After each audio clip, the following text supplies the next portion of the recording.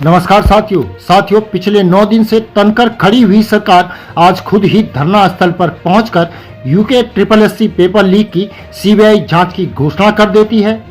मुख्यमंत्री कल तक जिन्हें असली छात्र मानने को तैयार नहीं थे और जिनके खिलाफ अपने नेताओं की एक पूरी फौज को मैदान में उतारे हुए थे, उन्हीं छात्रों के बीच जाकर आज भाव विभोर मुख्यमंत्री हो गए और वहां पहुंचकर मुख्यमंत्री पुष्कर सिंह धामी ने आंदोलनरत युवाओं के बीच में जाकर यूके SSC पेपर लीक की सीबीआई जांच की घोषणा भी कर दी। तो वहीं बॉबी पवार ने मुख्यमंत्री धामी के धरना स्थल पर पहुंचने के बाद मीडिया से कहा कि उनकी मांगों को गंभीरता से लिया गया है, सीबीआई जांच की बात मान ली गई है और बाकी 3 मांगों पर आगे सुनवाई होगी। धरना स्थगित हुआ है, अभी खत्म नहीं हुआ है। युवा अपने घर लौटकर भर्ती परीक्षाओं की तैयारियां करें। आज मैं आप सबके बीच में आता हूँ।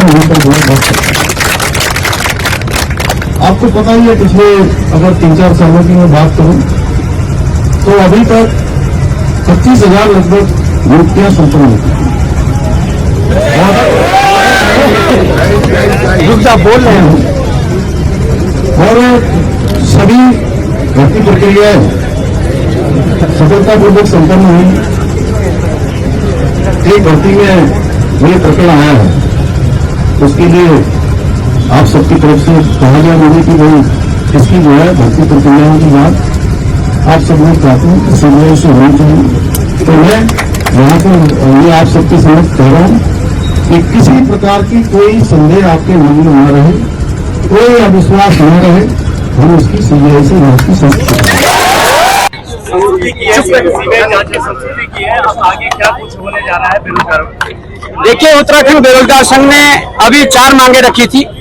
उन मांगों में एक मांग को यहीं पर अपने हैंड राइटिंग से लिख के उन्होंने सीबीआई की संस्तुति अगर की है तो मैं युवाओं की बड़ी चीज इसको मानूंगा और मुख्यमंत्री का भी धन्यवाद करना चाहूंगा कि वो धरना स्थल पर आकर उन लोगों ने ये इस प्रकार का एक्शन लिया है। इसके बाद पेपर के निरस्तीकरण की जो मांग है वो प्रमुखता से रखी गई है।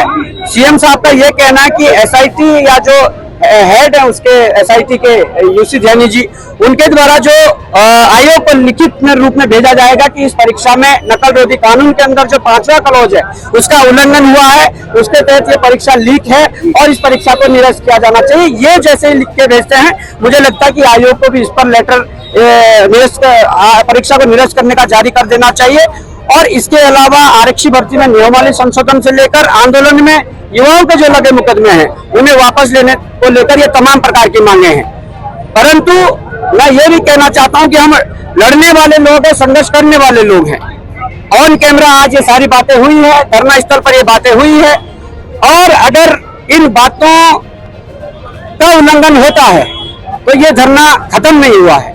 ये धरना भले ही इसकी जो आधिकारिक जो घोषणा है वो उत्तराखंड बेरोजगार संघ के अध्यक्ष और उपाध्यक्ष वगैरह करेंगे। मैं एज ए संरक्षक यही सलाह भी दे सकता हूं और मैं एज ए संरक्षक ये कह सकता हूं कि धरना स्थगित हुआ है, धरना खत्म नहीं हुआ है। अगर युवाओं के साथ इस प्रकार से धोखा होगा तो धरना फिर से होगा। परंतु हाँ, हाल फिलहाल में जिस प्रकार से मांगों को माना गया, मांगों को सुना गया, ऑन कैमरा सारी बात बोली गई, तो मुझे लगता है कि युवाओं को धरना स्थगित कर देना चाहिए और त्योहारों में अपने घर जाकर अपनी पढ़ाई शुरू कर देनी चाहिए।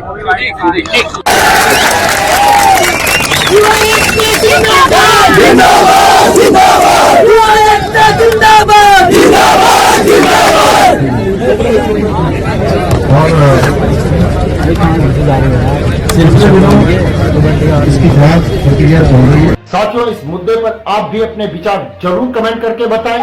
हमारे चैनल को अवश्य सब्सक्राइब कर लें और आप नीचे दिए गए नंबर या फिर QR कोड के माध्यम से हमारा सहयोग भी जरूर करें। अभी के लिए इतना ही। अगली वीडियो में जल्द ही पुनः मुलाकात होगी। तब तक के लिए नमस्कार।